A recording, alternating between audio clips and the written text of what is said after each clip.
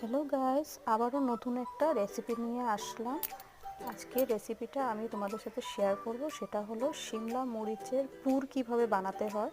এখানে দেখতেই পাচ্ছ, পুরের জন্য আমি ব্যাটাল গুলিয়ে রেখেছি। ব্যাটালের জন্য নিয়েছি আমি চালের গুঁড়া, একটু হলুদ, একটু লবণ দিয়ে গুলিয়ে রেখে দিলাম। এদিকে আমি শিমলা মরিচকে মধ্যখান থেকে কেটে সিদ্ধ করে রেখে দিলাম। আর এদিকে তারপরে আমি এদিকে মাছের তরকারির ঝোল বানাচ্ছিলাম, সেটা একটু শেয়ার করে দিলাম তোমাদের সাথে।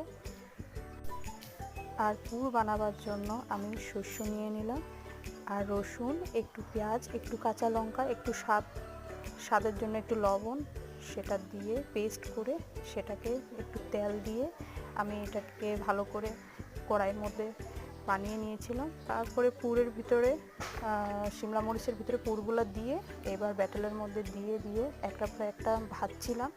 আর ভেজে দেখো কি